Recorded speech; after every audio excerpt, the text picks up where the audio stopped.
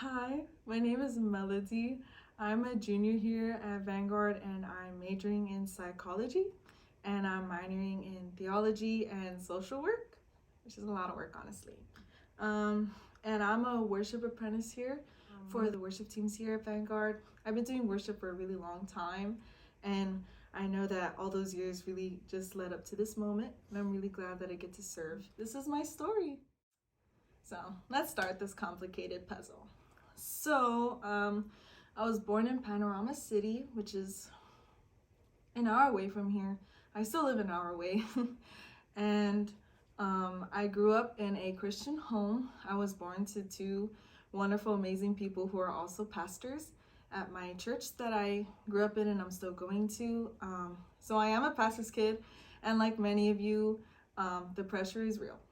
Um, but I love the way that I grew up. I grew up with a lot of love, and despite all the generational traumas that were in my family, that didn't really follow into my life. It kind of stopped with my parents, so I'm really happy that I got to grow up in such a beautiful environment with the Lord at the center of my family.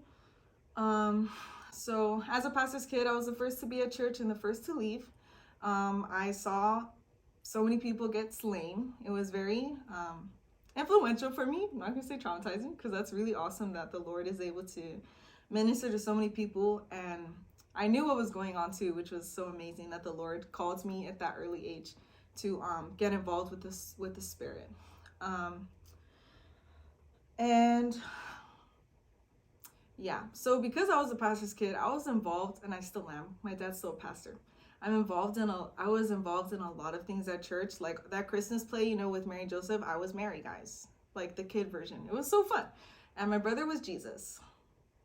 Bad choice. But anyways, as when I reached the age of 8, I had a big change in my life.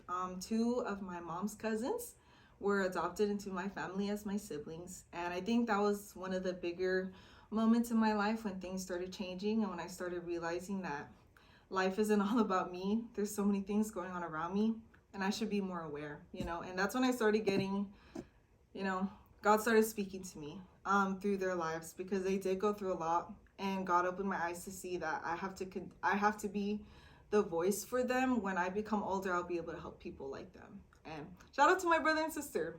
I love you guys very much. Okay.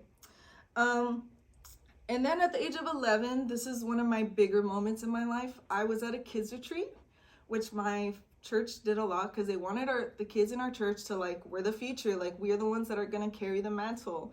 We're like the next generation, And we have all these retreats so that we can get prepared for what God has for us. And that was the first time that the Lord spoke to me. I was just in the back. I was just praying because that's what I was taught to do. And actually, I thought, what, I'm gonna actually put in some effort. I'm gonna search. So I went into this time of prayer, and that's when I started crying. And it's always like, why am I crying? It's because the Holy Spirit feels so good. I couldn't even explain. And that's when I officially gave my life to Jesus. Like, I felt the choice, like, yes, Lord, I'm gonna live for you now. Because even though I grew up Christian, there's a difference, by growing up and like following what your parents believe and then following what you believe. And that's when I started on this journey of loving the Lord and knowing what loving him means. And that's when I started getting involved in ministry. So I was 11 at the time, and the worship leader at the time asked if I wanted to join the worship team. And obviously I said yes. I already knew how to play the guitar, and God knew that he planned for me to know that because they needed a guitarist. So I joined the worship team at my church to play the guitar. And I played the electric guitar. I wasn't that good at it, but God is good and miraculous. And I also started ministry in Sunday school and like teaching the very little ones. We call the nursery, like in Spanish, the cuna. So I started working there, and then I started moving up and working with the older kids, and then I started working with high school students who were older than me at the time, but that's fine. So I started doing ministry with worship and with Sunday school, and then I reached high school. And high school was, I know everyone's like, middle school is terrible, and I didn't like middle school. I actually loved middle school. I feel like my innocence was still like, wow, like everything is amazing. And it wasn't until high school we're like, wow, nothing's amazing. This is hard. And that's when, the puberty really hit me in high school. I just started realizing like, oh, like I don't like how I look, or oh, I started feeling all these insecurities in high school, and I made some really bad choices in high school, which I'm not proud of, but I know sharing it is what's gonna help someone else, So I made a lot of bad choices in high school, and that's when the Lord started again stirring something inside of me to push back, to fight back against my temptations, against the things I wanted to do, my own desires. And that's when I started learning how to deny oneself, which I didn't understand. That verse was always complicated for me. And in high school, that's when I started realizing, oh, it's not about me anymore. Again, he thought he taught me, but he's teaching me so much more. That's when I started living more for him and actually getting more passionate and more involved in what the Lord was calling me to do, which was worship, and getting more serious about my intentions with him, because worship at the time was just something fun, but I realized it was my life. This ministry is what gives me motivation, is what helps me become who I am. And that's when I started pushing deeper into what worship was, and my response to God's presence, which is what Pastor Austin said, worship was the response to the Lord's presence. And that's what God revealed to me during that time. And then a terrible thing happened called the pandemic. COVID came, and in 2020 everything shut down and everything was closed, and to this day I still have not seen my friends from high school. I know it was a really hard time for everyone around me, but I feel like during COVID I thrived. And as someone who's very introverted and very like not as like I need to be around people, God spent his time wisely with me. He spoke to me in ways I hadn't heard him before during COVID. I wrote so many songs during COVID. I was able to study the word more because it was just me and God and my family. Like, you were in your house all day, and I got to spend so much time with the Lord. And I think it was, even though it was a really hard time for those around me or my church family, like people stopped coming to church or people passed away, and that those are things that, I can't explain, but I know the Lord is still good, and he helped me during those times. And I learned so much, and I wouldn't be where I am today if it wasn't for that, for the suffering that we went through during COVID, because the Lord really, he shined through all of that, and I'm really blessed that nothing bad happened to or things bad were happening. Like my dad got really sick, and it wasn't a good time, but he's still alive. He's living his best life, and I'm so glad that the Lord decided to keep him here. And then 2020, I graduated as well, and I started looking for schools, and my heart was pulled by Vanguard. There was a lot of other schools that wanted me, but God was like, yes, go here. And I was like, I might just go. And that's when I came to Vanguard, and I decided to attend. It was kind of crazy because the money was something that we struggled with, like having to come and attend a Christian school, which I always wanted to do since I was little. I've always wanted to go to a Christian school where I can find the community that I needed, and Vanguard gave that to me.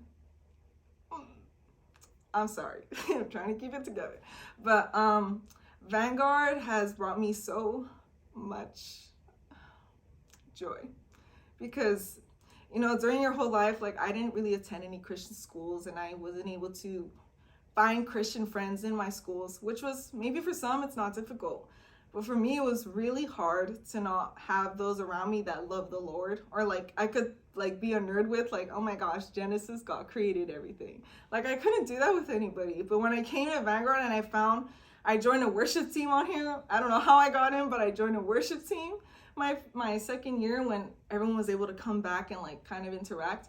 I found a community, and it grew and it grew and it grew, and now I'm in this position of leadership at our school, where I have so many people around me that have my back, Sorry guys, sometimes you get so emotional, like, because you're so happy, because God is really good. But I found this whole community of people, and most of them are in SFD, so spiritual formation. And I'm always being constantly filled by those people around me. And I wouldn't be where I am today. Like a year ago, if I could talk to my year-old self, they'd be like, "That's crazy. You're doing this and this and this, and all these people." And honestly, it's just the Lord that guided me to all these people. I didn't know I needed them until I found them. And yeah, I'm just really grateful that the Lord brought me to this school and that I'm able to serve alongside people that are on fire, that are being slain every day, always praying everywhere they go. I'm like, dang, I need to step up. But I'm just so grateful that the Lord has brought me here, and I can't wait to see what he's going to do in the future, especially with you who's watching right now. My testimony might not be like crazy, she's getting slain, oh my goodness, but I know the Lord still works through those stories that don't have all this drama. It's always those stories that God uses to bring glory to him anyways. So just know that God's using you to bring glory to his kingdom that is beyond your imagination and beyond my own imagination, which is why I just cry instead when I think of him, when I think of the Lord, because he makes me so happy. And the future, I don't know what to expect, but as a junior, graduation is coming. I'm kind of scared because I don't know what to expect.